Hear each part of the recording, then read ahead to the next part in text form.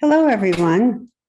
Welcome to the Type Directors Club, and we're very happy to have you all here tonight, or I say morning, because we're all around the world. So today, I'm sorry, is all about Ascenders, and we're very excited, and I'm going to head right into it. So this is our third Ascenders competition, and the deadline is April 30th.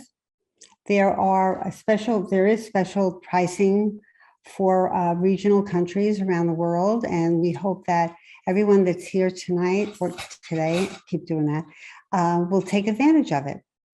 So I'm going to start right away, and I'm going to introduce the host, Davis Ngarupe, and he's from Provo, Utah, which is a fantastic state here in the U.S. So, and he's the partner. He's a partner at Actual Source. Take it away, Davis. Hi. So JP, he's also on this call. He's my partner at Actual Source, and we're excited to speak with all the designers. I think first, I just wanted to. I'll say it again at the end, but I just wanted to thank Carol and everyone for putting this together, but also that to be sure to apply to Ascenders. The deadline's April 30th. We're gonna hear from Morris first, and he's gonna take over the screen. Hello, everybody. Thank you so much to everybody involved in the organization of this event. My name is Loris. I'm currently in South Korea. I don't live in South Korea, but my wife does. She's also a designer. And I'm gonna share now my screen for a little presentation. So, I'm based in Switzerland, in Geneva, and I'm working as a type designer and motion designer on the side, but I have a main job that I will switch next month in the marketing agency. I'm fascinated by web developments, and I'm also on the side of freelancer, but we are here today for type related subjects, so let me come in. So I had the chance with my wife to launch our Type Foundry, which I tried to create a hub for also a reflection on type and the practice. And we produced the typefaces. I developed the website. I learned 3D to do all the videos, and I tried to really push forward the motion skills. And I really had a lot of pleasure, because for me, it's what I always seeked since I started my learning in design, starting in Geneva, then in the US. It's freedom, the freedom of being able to create all of the projects you want. And I had a really curious idea of creating a font generator on our website. I wanted to take advantage of variable fonts, and sometimes I feel a bit frustrated that it's quite limited and it's quite a very niche topic. And with Python and other language, we put forward a system where you can access the axis, and you can really, so I call that semi-custom, and we really had the chance of pushing that forward. So that's currently what I'm working on with my wife, with specialized, of course, in Hangul, the Korean script, but also very fascinated by Latin. Like some sort of very short news, all of you knows that like past months we've had the 36 days of type. I've never done it, or at least I have to be honest, I've never done it until the end, because my laziness is way more powerful than my wish to continue. But this time I was able to do it while traveling in Switzerland and in Korea, and sketching and trying to explore and stimulate, because I haven't been able to work fully on a type project this last month. So it was a good opportunity, and I also wanted to have sort of a discovery and sort of really go deeper into the exploration. We've launched yesterday a little website that I did last week because I thought Instagram is kind of nice, but if you want to have a sort of archive, also give a chance to people to interact and go beyond just looking at visuals. This is the website, and I will push forward. I will pick some, we will pick with my wife some of the pieces and try to extend it in fonts into more interactive explorations. And that, I think it was a good stimulation piece to look beyond just creating lettering pieces. And finally, the last year, NFT boomed on the web, and I was really fascinated by the quality of work. Lots of people came from the unknown, and I was really fascinated by the work. Of course, there is the whole ethical aspect behind it, the whole ecological, environmental question. But it was more like to have the ability of having people in front of you providing kind of work. And I was at the same time, this last month, I've been in Korea for 2 months, and I've visited a lot of temples, a lot of traditional architecture. And I came to creating with the 3D and custom hanger typefaces, different universe. I'm not going to sell them as NFT because for me the environmental impact is still too questionable. But creating different messages, working with type that we specially made for it, and also a sort of futuristic temple, Korean Buddhist temple in the space, like space station / spiritual place. And I've made different pieces, and we are now developing the typeface because we've been in contact with a society in Korea that tries to archive and tries to make different blueprints for current temples in Korea. And that's it for me, and thanks again for the attention. Thank you, Loris. Our next presentation we'll hear from is from Mark. Hi, everybody. I'm coming to you from Singapore. I joke this is the room of requirement in our house. You know, Harry Potter, this is the one room that is the storeroom, the office, and now the presentation room. So just give me a second. I'm gonna share screen. Oops. Okay. Okay. Hello. Everybody can see my screen. Okay. Hi, everybody. It's an honor and privilege. Thank you, TDC, for organizing this. My name is Mark De Winne. I know it doesn't sound like an Asian name, but I'm actually Singaporean and Belgian at the same time. So I was born here, but my father is Belgian. And when I'm not designing, I think this is always important. I'm always designing. I have 3 design projects ongoing. The oldest is 16 years old. It's a very long project, and the youngest just started not too long ago, 4 months. So yeah. I guess my journey in type design started with type media. I was very lucky to, be able to be part of this program. Shout out to Loris and Minju, who did it, I think, the year after I did. It's always nice to see fellow alumni. Type media was an incredible deep dive into type design. It'd been something I had been exploring for the longest time. Wasn't the easiest decision when you have kids and family to kind of take a year off work, but yeah, I was really, really privileged to just be in the company of fellow nerds. I think that was a great experience, and just the incredible amount of learning that you get to do.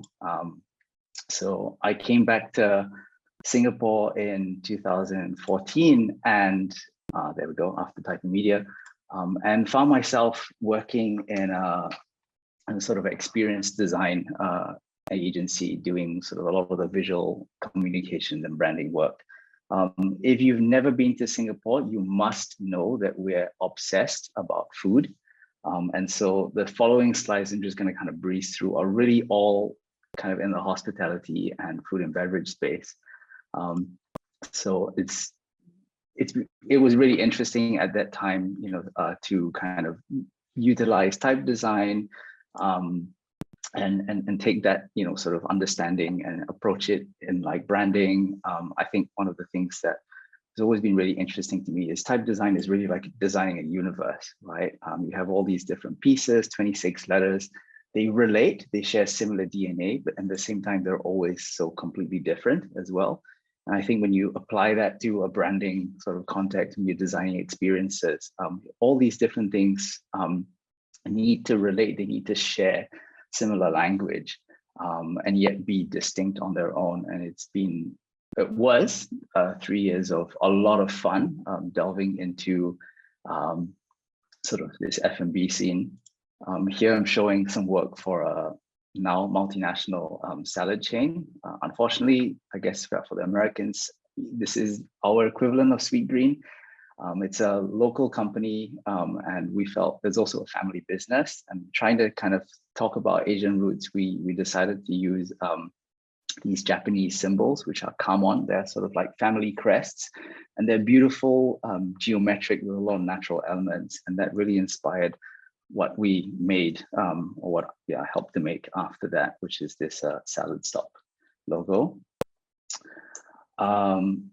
Yeah, a lot of the work, I guess, I've been told, has a very un-Asian quality to it.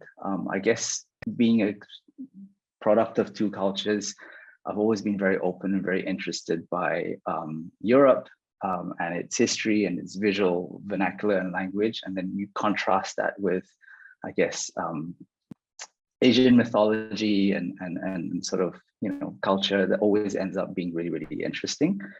And I think especially in food, you get to do a little bit of a dive into culture.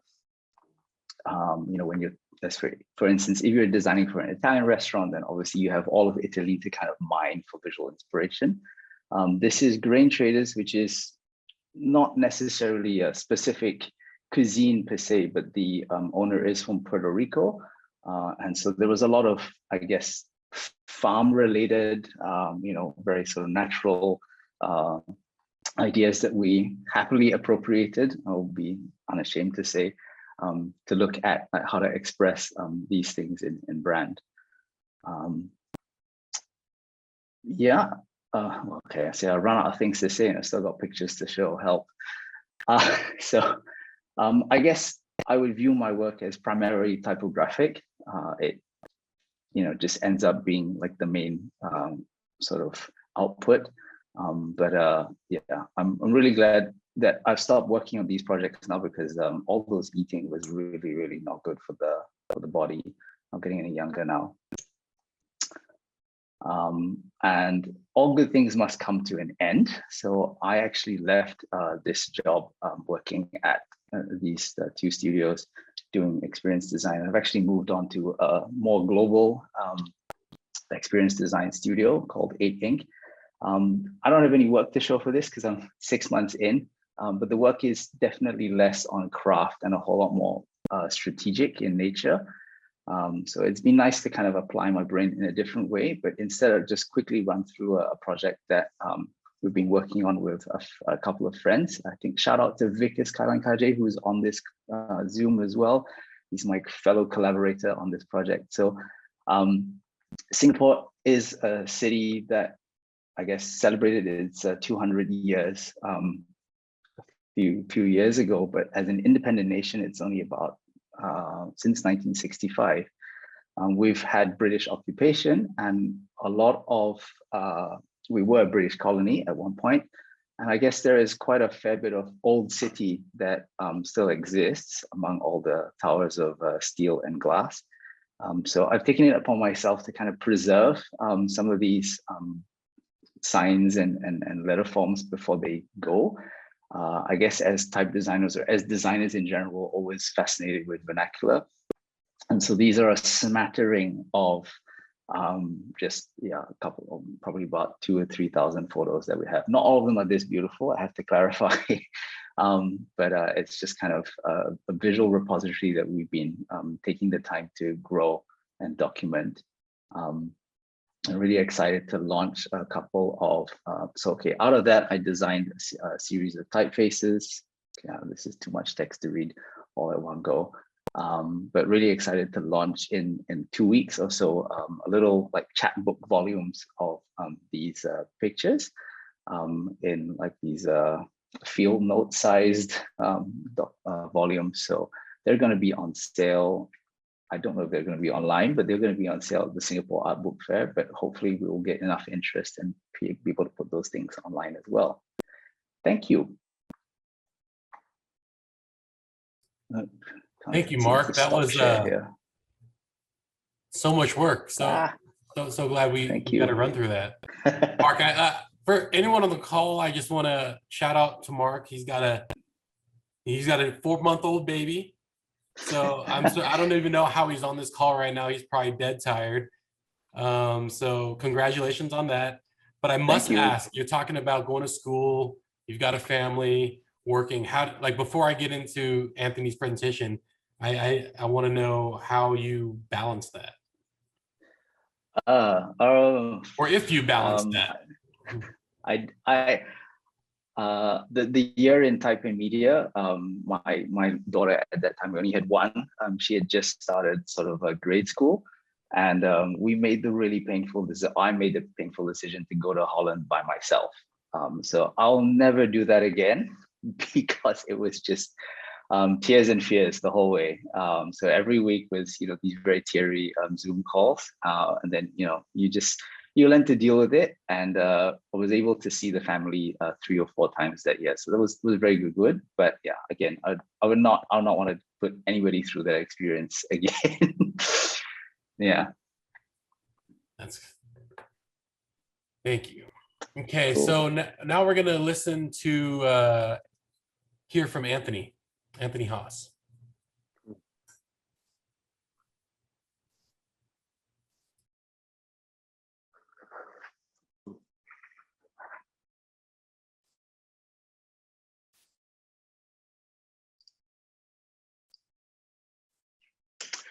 Tēnā koutou, tēnā koutou, tēnā koutou katoa. Greetings, and hello and kia ora to everyone. As you might have guessed, in New Zealand, we've got 2 languages. We've got English, obviously, and then we've got Te Reo Māori, which is the language of the Māori culture and people, the indigenous, people of our country and our land. And in New Zealand, we have this saying, he tangata, he tangata, he tangata, which means it is people, it is people, it is people. And to me, type and design is really about people. They are, what design and type is for, by, and about. And so today I want to talk a little bit about me, but also we as well. So first off, a little bit about me. My name is Anthony Hos, but like a lot of my friends and colleagues, you can call me Hos. Feel free to call me Hos. I hail from a little place down the very bottom of the earth called New Zealand. And this is where it is, by the way, if anyone doesn't know where it is. And a little fun fact about New Zealand is we are the very first to see new light on a new day. So we're the very first in the world to see that. So at the moment, it's a Saturday afternoon in New Zealand. Another part or the fact about me is I'm very lucky to be a husband to my beautiful wife, Libby, and more recently, a dad to our son, Johnny, who we recently welcomed into the world. He's 7 months old. And yeah, they are my why. In 2019, I was very fortunate to be named as an Ascender, an incredible honor and privilege, and such an incredible experience overall. As part of that, we received this beautiful sculpture designed by Paul Carlos from TDC, which is simply stunning. It's really, really cool. And another fact is when we heard that there was this opening exhibition night and award ceremony in New York, the first thing me and my wife did was we booked tickets to go and be there. And this is just a little snapshot of the night, but we were able to meet all the lovely people from the TDC and the team behind that, and also all the very talented people, you know, the other ascenders from around the world. And it was just such an incredible experience. So to break down my career, I guess you could break it down into two things, so type and design. And the two are very important, I think, for each other. And what I do is I'm a graphic designer, I'm a type designer, and I'm a hand letterer as well. And first off, I just want to share a little bit of my hand lettering. And this all sort of is documented in my Instagram account, where I guess it's been a place of experimentation and play, and just an ability, like a sort of avenue to really have a lot of fun with lettering. And that came about, I guess, as a result of a reaction to working behind a computer. And it was sort of something that you could do and let loose with and just be a little bit crazy at times. And what it meant was I was allowed to experiment with type. I was allowed to try different styles and different techniques, celebrate flourishes, which, you know, you could over flourish, and just have a little bit of fun at the same time. And over time, it's really developed and grown into something I really love and enjoy. You could say it's like type therapy in a way. I'm also a type designer, and a really key part of that design or that creative process is that I keep a type journal. And in this type journal, I'm allowed to explore different expressions of letter forms of characters, you know, before they're sort of contextualized and before the mouse hits the pad. So before it's digitized, you're able to really explore and have you know, this ability to explore different ways of expressing letter forms, how to manifest ideas within the letter forms themselves as well. So it's a really important part of my process when it comes to type design. So that's just a little bit about me, but more importantly, a little bit more about we. So my studio is Milk. And Milk is a brand and design studio based in Auckland, New Zealand. We are a multidisciplinary studio with practices that range from digital, branding, motion, product, packaging, and more. And for us, there is a real importance between, you know, type and design as well. We're a small studio of 10 people in a city of 1.6 million people of Auckland, and in a country that is nearly 5 million. So we're a pretty small bunch of people down in New Zealand, but you know, it's a neat little place. In the studio, we have the saying, complex problems are best solved collaboratively. And this is the Milk studio from the outside. And this is us from the inside, but kind of not technically the same building because we've all been working from home recently. But if I go back to that original Māori proverb, people are at the heart of Milk, and they are what make Milk very special. I'm very lucky and, you know, to work alongside a very talented bunch of individuals who I get to collaborate with as well. So a very important part of Milk is the Milk Type Foundry.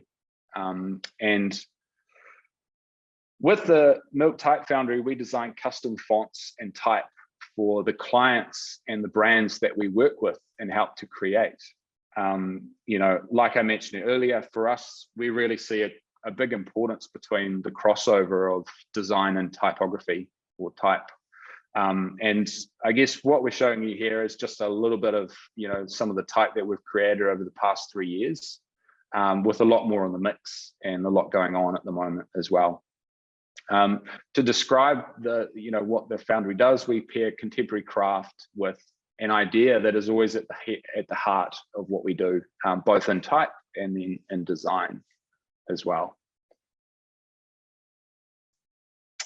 As Paula Scher put it, words have meaning, type has spirit, and the combination is spectacular. And that really is, you know, a big deal when you combine type and design, I think, especially. So the last thing I want to share is just a project that we recently worked on that really embodies these ideas of type and design coming together, and the idea of collaboration between a lot of people as well. So that project is Deja, which is a zero waste pet food company. And Deja, if you don't realize already, means already, which is quite appropriate considering the nature of the zero waste pet food that Deja is. And so Deja all came about, it was a clever idea from our client, Claire. It all came about from these alarming statistics that exist around food waste. So 25% of the world's water supply is used to grow and manufacture food that is never eaten. 33% of all food is thrown away that is bought. The demand for food is even set to rise 70% globally over the coming years as well. So what our clever client did was she found a way of approaching all the supermarkets in New Zealand and getting their food that is perfectly edible at the time and fit for human consumption. There's just a surplus of it and it ends up heading to landfill. She took that food and she reserved it as quality pet food. And where she started was rotisserie chickens, which come from the deli section of the supermarket. And so what she did was she cleverly devised a way of freeze drying and dehydrating this food, this chicken, to create a nutrient dense pet treat that looked really appetizing at the end of it. Something that pets really, really love, and it's really quality food at the same time. And the brand idea that we had for Deja was maximum nutrition and minimum impact.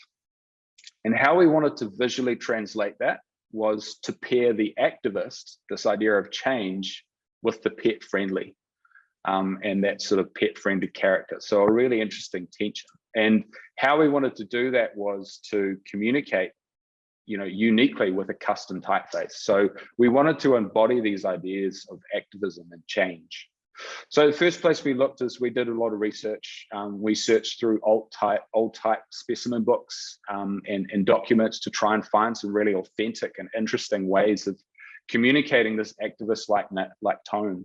So, bold, condensed, extra condensed. How do you have impact?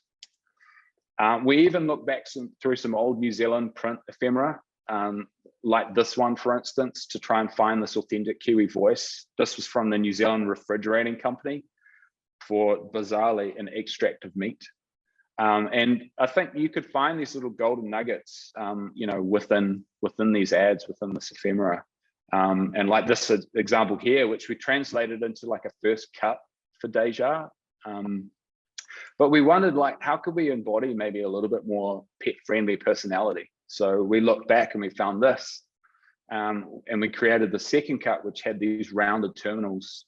It was condensed and it still had presence, but it sort of paired it with this friendly nature. And then we tried, trialing a variable typeface where you could embody these ideas of diversity, but also you could create impact and have a real presence with the boldness, the flexibility of the different widths. So you could create these really fun, meaningful conversations with whatever you were communicating with. But the real gold was when we reminded ourselves of the single organizing idea of maximum nutrition, minimum impact.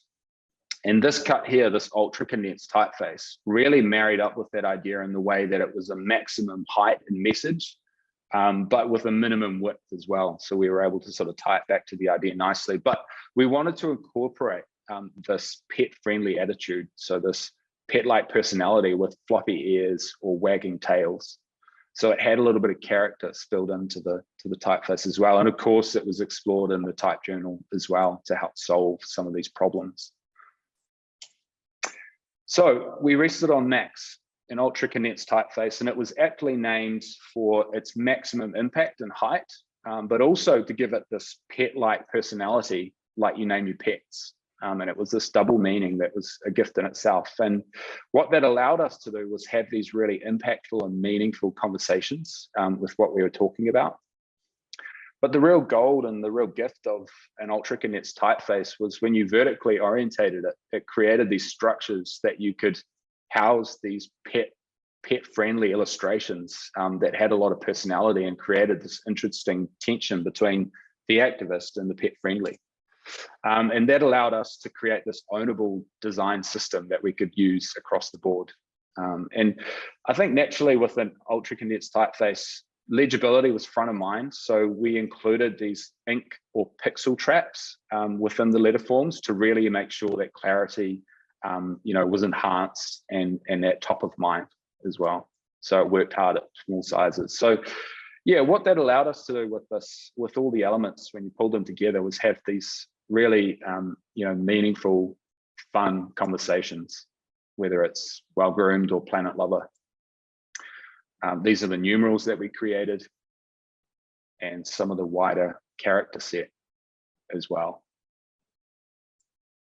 And so we created a type specimen book for Max, which allowed us to highlight the characteristics of the typeface, to showcase, all the really good parts about it, and have this sort of like fun conversation all the way through, whether it's a huge heart or a big bark. And then we brought the brand to life. So, in the packaging and across the board, we created a suite of illustrations for our pets that each had their own unique personality as well. And we were able to have fun with language at the same time. So whether it was from deli to dachshund or lab tested, poodle approved, and adopt a pet persona where we could as well. And we applied it to compostable packaging for minimum waste. And of course, with every pet food company or project, you get to work on a pet photo shoot, which was incredibly fun. And we were able to meet a lot of furry friends, including Alton, the black pug, Mr. Sausage Bones, the dachshund, and Chester, the majestic labradoodle as well. And so taking all of these assets, we're able to create a really meaningful and impactful identity for Deja that we could use and put to the test, to take that message loud and carry it far. And in the end, we had an identity that represented this idea of maximum nutrition, minimum impact. It combined these ideas of type and design, and it was a huge collaborative effort as well. So, ngā mihi, and thank you everyone for letting me share a little bit about me and we. And these are my details, which we can get up at the end as well if you ever want to get in touch. So thank you. I introduced you as Anthony, but I feel like I can call you Hos now. That was Hos. Yeah. You're Hos to us. That was awesome. Thank you for sharing that Deja project. That was so robust. The drawings were so cute. They look so great. I love the amount of work that went into that. How long did that project take your team? It was over the course of a few months, and I think it was, one of those lucky, like, aligning of the stars moments where the client had a real, interest to do something quite confident and something quite challenging, and it was this really lovely alignment. The stars aligned, I guess, and it sort of made it quite easy. And I think that's probably a good comment on, projects in general. When the stars do align, then some good things can sort of make their way. Yeah, definitely. Also, I mean, I gave a shout out to Loris, I gave a shout out to Mark, but you're a new father as well. So congratulations. Yeah. And I hope Johnny's watching. I hope Johnny's tuned in. Yeah. Now, I know I think, is it 4, Mark? Is another a whole nother level. Oh, 3, yeah. Right. Having 3 is a whole nother level to having 1. But yeah, he's just a little bit older as well, I think, which might help. But 4 months is young. I didn't tell you this, but I wanted to say this. I searched your studio, the address, and then I put that in maps, and my Nana and aunt live 17 minutes away from you. So if from your studio, so when I visit them, I need to come by and say hello. Mate, we'd love to have you in. Whereabouts are they? Sorry. I'll message you their address when we get off. I don't actually. They're by the airport. Oh, cool. That's incredibly. That's crazy. Yeah, pretty fun. We'd love to have you here when you're over. Okay. So JP and I were talking about like, how do we start off? Like, what do people want to know? And then we came up with the question that only we want to know, that no one else probably cares about. But this is something that JP and I kind of, whenever we're talking to people, we kind of want to know what their setup is. Like, how do you all work? What's your setup? What programs are you using? These are, in typography. Tools. Yeah, what are your tools? Maybe that's a question that everyone. Why don't we start with Loris? That's a tricky question because I'm spending a lot of time also on product design, but shame on me, but I used Illustrator for the 36 days of type. I think Anthony and Mark will scream out loud. For me, it's a way to really go fast, very fast, but of course, I'm a big glyphs fan. And also like creating my own tools. We're currently working on creating a plugin for Hanger, as you probably know, like the Chinese character Hanzi and Japanese kanji. It's so huge that we don't have tools available to do that. So for type design, truly type design, I would say Glyphs 3 on my side. Amazing. I mean, and you're also, Loris, you also do you use a lot of other programs as well. Yeah. Like after just going through your work, I was like, man, Loris is into some crazy stuff over there. I need to keep my mind busy. Mark, what's your setup like? Really, I mean, I'm gonna be the politically correct answer. It depends on what you're working on, right? But I guess for type design, I'm a fellow Glyphs user. I used to be a RoboFont user, but switched over to Glyphs for a project, and then found it like easier for my own workflow. So sorry, Frederick, if you're watching this in hindsight. And I guess, yeah, unfortunately, I still have to use Adobe Illustrator, Photoshop, and InDesign on a regular basis. Not my favorite programs, but you're very used to them. And I guess one of my big learnings, I guess, which is shout out to Anthony as well, I was really blown away by your sketchbooks. But in Type and Media, we had it drilled into us. Draw as if your life depends on it, right? It's so much easier to resolve stuff with pencil and paper or pen and whiteout before you ever put, mouse to program. So that's something I've carried away with me all this while. So yeah. Do you still draw every day? More like doodle. I don't know if it's draw. It's definitely not in the quality that Anthony showed. That was like sick. I was like, my own sketchbooks are terrible. I would like to jump on it. Like, Anthony, I saw your journal. I was like, what the hell is happening on Earth? It's like really perfect, beautiful, almost already ready to ship. I'm pretty sure that was printed. I'm pretty sure that was printed. He just printed that out. His right arm is a 3D printer, right? Just Not at all, no. But I think for me, when it comes to type design, the sketching is where a lot of the figuring out happens, and it's always a really helpful tool to sort of nut things out before it hits the computer, hits the Mac. I'm a big FontLab 7 fan, and that's sort of where I do the majority of the type build for type design.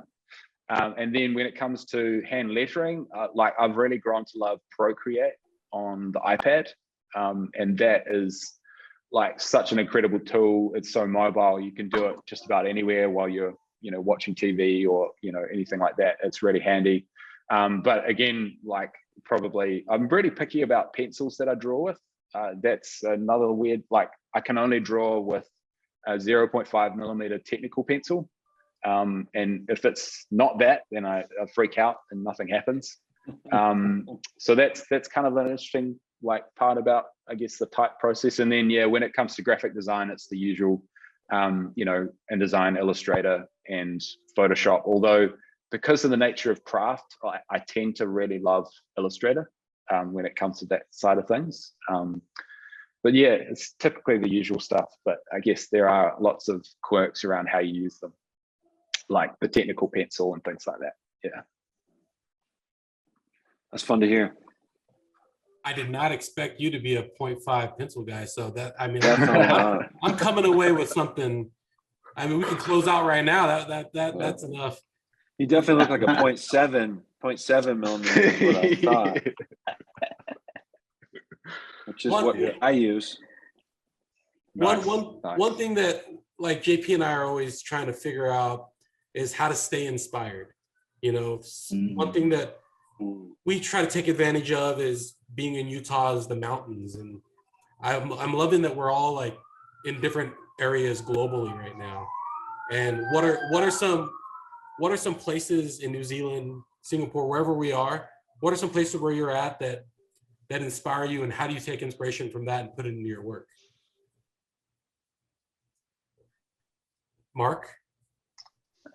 Even if it's food, I mean, it sounds like food is a big part of your life in Singapore. Food is Singaporeans are the type of people that will be talking about what they're going to eat for dinner at lunch. So yeah, it is a big part of our culture. I guess, a very, very small country, right? We've got 6.5 million people squeezed into the size of a small red dot. So it is very densely populated.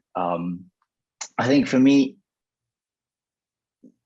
I guess inspiration is, beyond, I guess, the wonders of just seeing other people's work, interacting with other people, watching talks like this. I think that's always really interesting to hear different backgrounds and processes. I guess I've been trying really, really hard to just delve into what Singapore itself has to offer. I think because we're so small, it's always very easy to look outside. So we'll cast envious eyes to Korea. We'll look at stuff that's happening in Australia and the US, and obviously we're consuming all this TV from elsewhere as well. But I think Singapore itself, one of the things that has really been kind of good for me in that way has been just documenting these letter forms, right? It's become kind of like a typographic treasure hunt, and they're so hard, not say hard to find, but they're not easy. They're not like, in plain sight. So if I'm driving around the city and I see something, I literally stop the car and try and take a picture right then and there. And I think that's been nice to kind of just celebrate, I guess, what I think is quintessentially us, or Singaporean. Because we're such a young nation, we don't really have a lot of visual history or vernacular to kind of talk about. So whatever I can scrounge, I'm definitely down for that. And that's kind of made its way now into a series of typefaces, hoping to kind of present. They're called Singapore All Sorts, like licorice all sorts, I guess. But they're just kind of single weight typefaces based or derived from some of the lettering that I've found. So that's been like keeping me kind of a bit more inspired. Yeah, It's dedication. Stopping the car. I've done that before. It's not like horns and not easy. As in, like, I think when we go and take pictures of these places, you always have to deal with some of the older folk who actually run these, and they're so not used to someone appearing right outside their door with a camera, taking pictures of the signs, and they think that you're part of like some ministry that's, kind of coming down to crack down on some illegal practices and stuff. So yeah, this exact thing happened to us. Yeah, at the dry cleaner by our studio, we were taking a picture out there, and this lady chased us away. But now we're really close. Right. Exactly. I want to jump in. I want to jump in and ask some questions from some of the attendees, because I think it's important that we kind of address, some of their questions. And someone asked, and why don't we have Laura answer this? How has winning a Cinders impacted your career? So straightforward, I would say having a channel like TDC to be seen, was quite nice for the traffic. But after that, I discovered great designers like Anthony and other panelists, because I'm not that good in social media. So it was nice to have these people presented. I knew and the previous one, but to be pushed like this was also a really frankly a good message for me to say, like, continue doing what you're doing. I had also on the side and later some great comments from Xenia about my work, and it's always like sort of patting in the back. I was like, yeah, okay, I'm not so wrong in what I'm doing, so let's go for it. For me, it was really like, of course, it's a bit of an ego like kind of thing, but I was really really happy about the whole process, the whole comments, discovering people again. And I think that's really something I encourage people to do, because there are some really unknown people or people that you cannot reach through social media that can appear like this. It was really fantastic. So not just the traffic, but the community. Yeah, absolutely. Of people absolutely, that you were able to meet and be plugged into. Yeah. That's great. I've got a question. So this question is, and forgive me for how I'm going to pronounce your name, but Porvaya. This is from Porvaya. This is, let's ask this to Hos. Do you have any tips for design majors in college? Ooh. Well, it may be relatively different around the world, but here in New Zealand, at university, I studied, a course in art and design.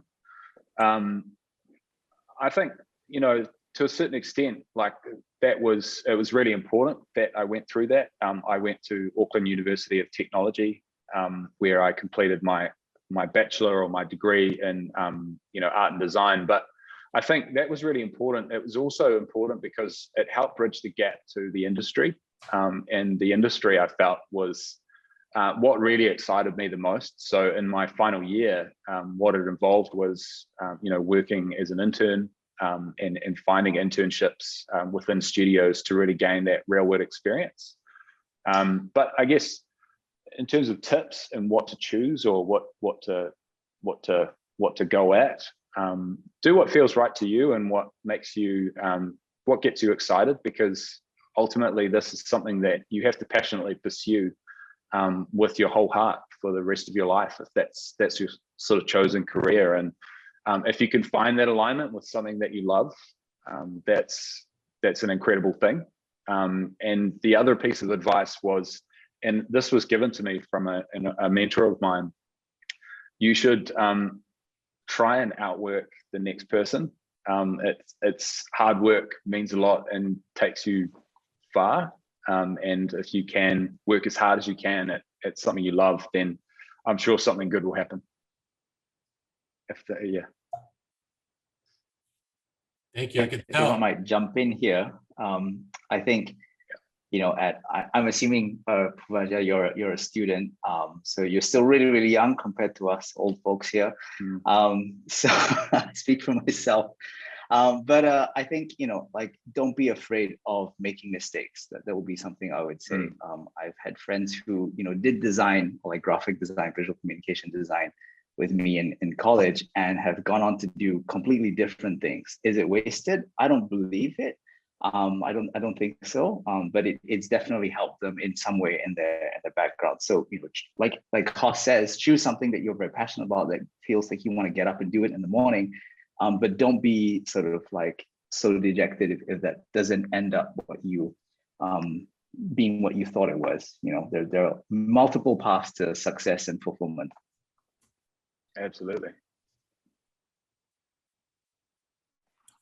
Hey, Loris, question for you from one of the attendees. What are some upcoming trends that you're excited about? That's it.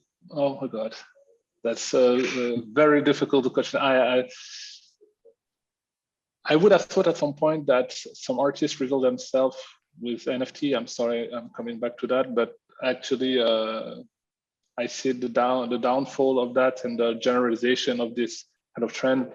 But I think that's really the generalization of variable fonts, and not only on the purely type designer side, but also having like more and more creative developers, interaction designer really using creative direction to do it. And I really encourage like non-type designer to really dig into this and really create some crazy interaction and use the variable font tools, not anymore as a font, but really as a tool.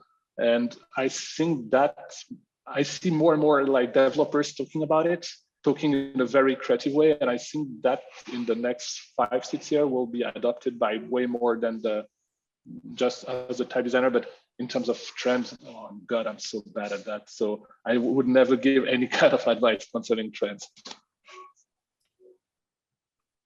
think that was a good answer. I think that's an interesting thing to look at. It's like, it's not like an aesthetic trend. It's more of a tool that could be used. It has myriad ways of being used in interesting projects. It's yet to be tapped. There's got to be ways that this can be used and to positively impact our work. I agree. Yeah.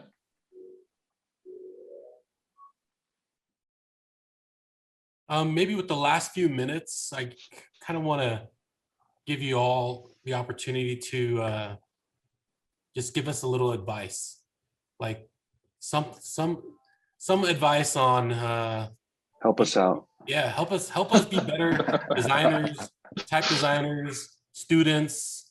We're all just trying to learn. And what can we learn from you three? Hos, what's something we could learn from you?